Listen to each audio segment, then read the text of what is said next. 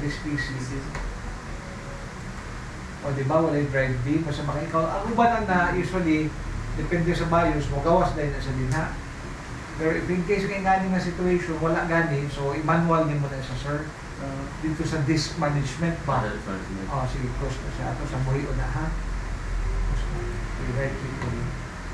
Right click, disk management. Siya. Check na ito. I-click sa ito. Okay na. Delete na siya. Right click. Delete. Oh, yes. Yes. Okay, yeah. Balik ka right click. Yeah, simple volume. Yeah, next. Next. Next. Next.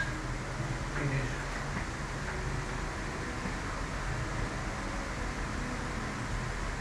Okay, close. Okay, tanaw, balik dito. Ano na yung ato mo na sa pag-format eh, yung mga tuli pa na assignment? Yes, so na yung mga situations kaya nga na, depende sa OS lagi.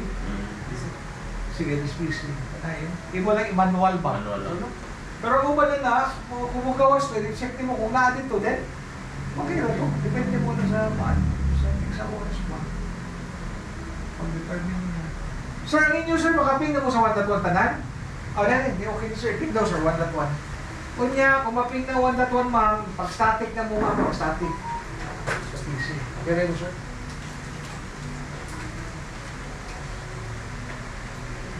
Hindi mo, okay ka mo sir. Time zone.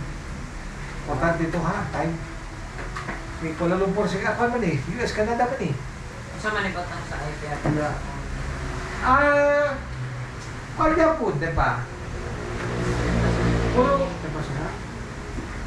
Oh, mama ni. Oh. So ang imo sir, kay network 3 magkano, network 3, ang first usable IP ni mo 6.5. 6.5 ha, 6.5. Una, default gateway ni mo, ang lang IP ni mo 126. Ang concern din yun ay, ang sa PC niya 129. Kaya mo niya ang network, ang first usable IP man. 129 niya. Sige, anak. Kunya ang subnet mask ninyo, bantay yun ha? Nasa? Okay. Directly to siyang timing mo. Kaya tayo na. Adjust din. pwede Wala kayo mga issue dito sa mga walang tapos sa mga desktop na medyo problematic. Hindi mo ma-resulta.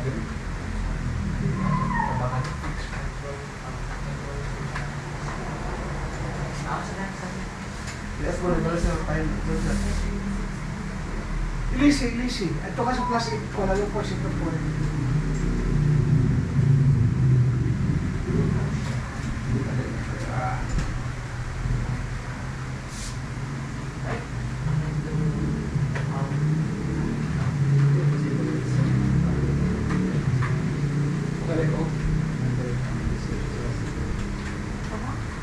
Wala sir, bisag mo na kay activity, dili ka mo click ana, 100 gyapon dito, di ba? Wala kang stash po, di ba? Makita mo mo. Dili ni mo ilatan, taas gyapon. Nasa'y the process ba? Sa yung infection na. Wala may, or na kay mga, alibawa, wala na nimong ipang, kapag ba ka na sa auto-start niya, sir? Doda 3 ako Ha? Doda 3. Ang IP? IP. Baliktad sa sir niya. Kung sir, ang imo na oh. Ang imong IP sa imong PC? 2.65. Ito kastas.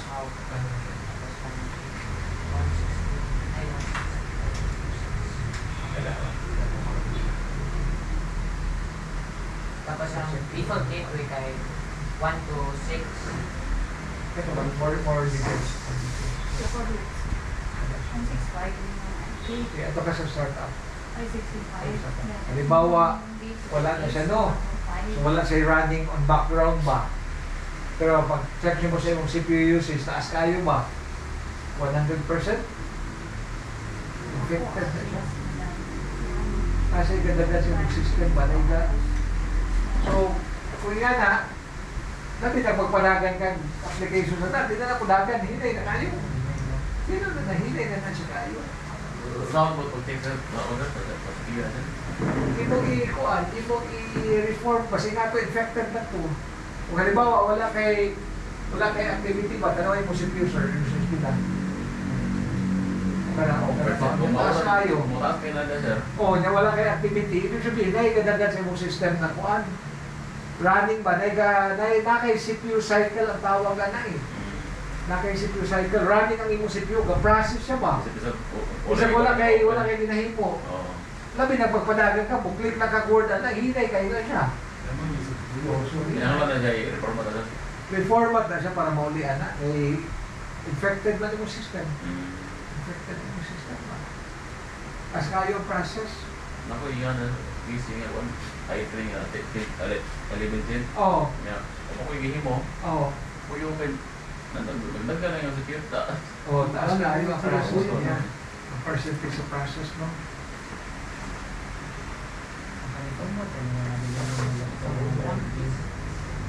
Yes, sir. Pwede.